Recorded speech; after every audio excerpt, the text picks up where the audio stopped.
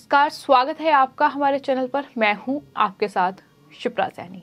जम्मू कश्मीर से बड़ी खबर है। जम्मू कश्मीर की पूर्व मुख्यमंत्री और पीडीपी प्रमुख महबूबा मुफ्ती को सरकारी बंगला खाली करने का नोटिस मिल गया है। जी हां, ये महबूबा मुफ्ती के लिए बड़ा झटका है। जम्मू कश्मीर प्रशासन की ओर से अब महबूबा मुफ्ती को नोटिस जारी किया गया है, जिसमें ये साफ तौर पर कहा गया कि श्रीनगर के गुपकार स्थित सरकारी बंगले को महबूबा मुफ्ती को खाली करना होगा। जिसके बाद महबूबा मुफ्ती की प्रतिक्रिया भी इस पूरे मामले पर सामने आई है। उन्होंने कहा है कि कुछ दिन पहले उन्हें सरकारी बंगला फेयर व्यू को खाली करने का नोटिस दिया गया है।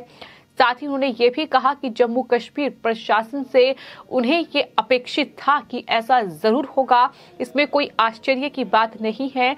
मौजूदा प्रशासन से मुझे ये उम्मीद थी। उन्होंने कहा कि नोटिस में ये उल्लेख किया गया है कि बंगला जम्मू कश्मीर के मुख्यमंत्री के लिए है, लेकिन ऐसा नहीं है। ये महबूबा मुफ्ती ने यानी इस फैसले पर ही ऐतराज जाहिर किया है। उन्होंने नाराजगी दिखाई है। उनके बंगले को खाली करने का निर्देश दिया गया है।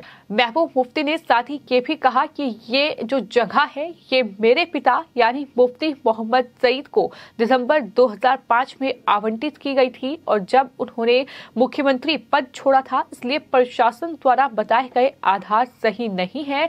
और ये पूछे जाने पर कि क्या वह अदालत में नोटिस को चुनौती देगी, तो इस पर उन्होंने साफ तौर पर यह कहा कि वो अपनी जो उनकी कानूनी टीम है उससे पहले सलाह मशवरा करेगी और उसके बाद ही आगे का फैसला इस पूरे मामले पर होगा। लेकिन फिलहाल लगातार हम ये देख रहे हैं कि किस तरह से जम्मू कश्मीर से आर्टिकल 370 हटने के बाद जम्मू कश्मीर में कुछ बड़े बदलाव जरूर देखने को मिले हैं। जहां एक तरफ इन तमाम जम्मू कश्मीर की क्षेत्रीय जो पार्टियां हैं, राजनीतिक पार्टियां हैं, उन्हें बड़ा झटका लगा है। जिस तरह से नेशनल कॉन्फ्रेंस हो या फिर पीडीपी, इन तमाम पार्टियों की जो राजनीति थी कहीं ना कहीं वो पूरी तरीके से खत्म होती नजर आ रही है। जिस तरह से बदलाव जम्मू कश्मीर में दिखाई दे रहा है और कहीं ना कहीं अब सियासी हलचल भी तेज हो गई है, क्योंकि जम्मू कश्मीर में परिसीमन की प्रक्रिया पूरी हो चुकी है और अब चुनाव आयोग जम्मू कश्मीर में चुनाव कराने की तैयारियों में जुट चुका है। तो इस बीच अब कहीं ना कहीं सियासी हलचल जम्मू कश्मीर में तेज हो चुकी है और इसी कड़ी में अगर देखा जाए तो ये पीडीपी प्रमुख महबूबा मुफ्ती के लिए बड़ा झटका है कि उन्हें श्रीनगर के गुपकार स्थित सरकारी बंगले को खाली करने का नोटिस मिल चुका है। अब उन्हें जल्द से जल्द ये बंगला खाली करना होगा। लेकिन जिस तरह से जम्मू कश्मीर में कहीं ना कहीं सियासत भी शुरू हो गई है, हाल ही में केंद्रीय गृह मंत्री अमित शाह जम्मू कश्मीर पहुंचे थे। उनका 3 दिवसीय दौरा था, जहां उन्होंने जम्मू और साथ ही कश्मीर के अलग अलग इलाकों में जो जनसभाएं की, उसमें साफ तौर पर वहां जो पीडीपी हो या फिर नेशनल कॉन्फ्रेंस के नेता हो, उन पर बड़ा हमला बोला था और साफ तौर पर बड़ा और कड़ा संदेश ये दिया गया था कि पाकिस्तान से डायलॉग की बातचीत करने वाले ये तमाम लोग जो कि जम्मू कश्मीर की कभी भलाई के पक्ष में नहीं रहे हैं। और उन्होंने एक बार फिर से ये दोहराया था कि जब तक पाकिस्तान आतंक परोसता रहेगा तब तक उनसे कोई बातचीत संभव नहीं है। यानी दो टूक एक बार फिर अमित शाह की ओर से ये कहा गया था।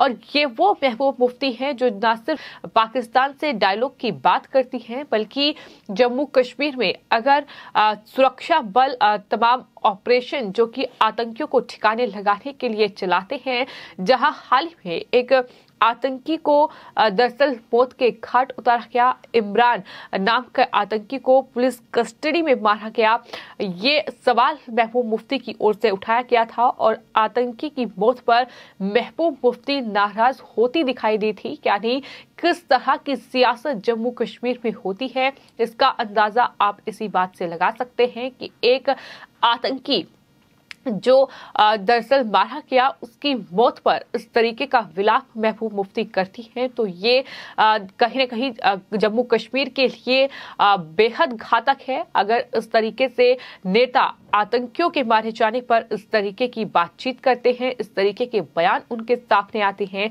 महबूबा मुफ्ती ने आतंकी की मौत पर सवाल उठाए थे और कहा था कि इमरान को पुलिस कस्टडी में मारा गया।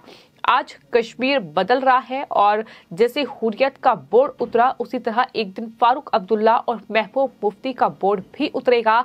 ये जम्मू कश्मीर के पूर्व डिप्टी सीएम निर्मल सिंह का बयान हाल ही में सामने आया था। यानी बीजेपी लगातार जम्मू कश्मीर में इन तमाम राजनीतिक पार्टियों पर हमलावर है।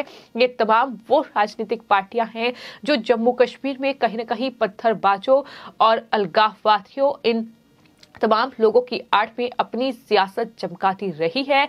जम्मू कश्मीर में किस तरीके के हालात इन्होंने बनाए, ये तस्वीर किसी से छिपी नहीं है। किस तरीके से आतंकी घटनाएं जम्मू कश्मीर में हर रोज होती थी, लेकिन आज जम्मू कश्मीर की तस्वीर बदल रही है। जम्मू कश्मीर में आज टूरिज्म जो है कहीं न कहीं उसके रास्ते खुल रहे हैं। इतना ही नहीं, जम्मू कश्मीर में युवा हाथों में पत्थर नहीं बल्कि बंदूक उठा रहे हैं, सेना में भर्ती हो रहे हैं। तमाम जो कहीं न कहीं जम्मू कश्मीर प्रशासन है वो अब तमाम सरकारी कर्मचारियों को लेकर भी सख्ती दिखा रहा है। जिस तरीके से हमने बीते कुछ दिनों में देखा है कि जम्मू कश्मीर में बड़े पैमाने पर उन तमाम लोगों पर शिकंजा कसा गया है जिनके आतंकी संगठनों से लिंक है, जो कि अलगाववादी नेताओं के संपर्क में है और कहीं न कहीं जम्मू कश्मीर में किसी न किसी आतंकी घटनाओं में लिप्त रहे हैं। उन तमाम सरकारी कर्मचारियों को नौकरी से बर्खास्त भी किया गया है। कई बड़े आतंकियों को सुरक्षा बलों ने ठिकाने लगाया है। कई बड़े आतंकियों का दरअसल ऑपरेशन में मारा गया है आतंकी। तो ये तमाम जो एक्शन है ये जम्मू कश्मीर में देखने को मिला है और साफ तौर पर केंद्रीय गृह मंत्री अमित शाह ने भी ये कहा था कि हमने सुरक्षा बलों को पूरी तरीके से छूट दी हुई है। अगर कोई भी आतंकी घटना होती है तो उससे निपटने के लिए जो भी कदम उठाए जाए उसके लिए सेना पूरी तरीके से सेना पर निर्भर करता है कि वो किस तरह से ऑपरेशन को अंजाम देना चाहती है। ये तमाम बड़ी बातें उनकी तरफ से की गई थी, लेकिन इस तरीके से एक आतंकी की मौत पर सवाल उठाना, इस तरीके से उसकी मौत पर नाराजगी जताना, ये साफ तौर पर दिखाता है कि महबूब मुफ्ती जम्मू कश्मीर में किस तरह की राजनीति करना चाहती है, किस तरह से वो कहती है कि दरअसल जम्मू कश्मीर से आर्टिकल 370 जो खत्म किया गया है उसकी बहाली होनी चाहिए। जम्मू कश्मीर जो पहले तस्वीर थी वही होनी चाहिए। पाकिस्तान से बातचीत होनी चाहिए। तो ये वो नेता हैं जो पाकिस्तान से बातचीत की वकालत करते हैं। ये वो नेता हैं जो सुरक्षा बलों पर सवाल उठाते हैं। तो इस तरह की तस्वीरें जम्मू कश्मीर से लगातार सामने आई हैं। लेकिन फिलहाल हम ये देख रहे हैं कि आर्टिकल 370 खत्म होने के बाद, जम्मू कश्मीर से विशेष राज्य का दर्जा खत्म होने के बाद इन तमाम जो अलगाववादी नेताओं के कहीं न कहीं करीबी ये हैं, जो पाकिस्तान के करीबी नेताओं के ये संपर्क में रहते हैं, इन तमाम नेताओं पर शिकंजा लगातार कसा जा रहा है। अब महबूब मुफ्ती को उनका सरकारी बंगला खाली करना होगा, ये नोटिस उन्हें मिल चुका है और इस पर हालांकि वो बौखलाहट जरूर दिखा रही हैं, लेकिन देखना ये होगा कि कब तक वो इस सरकारी बंगले को खाली करती हैं। फिलहाल आपकी इस पूरे मामले पर क्या राय है, हमें कमेंट बॉक्स में जरूर लिखें और चैनल को सब्सक्राइब करें। धन्यवाद।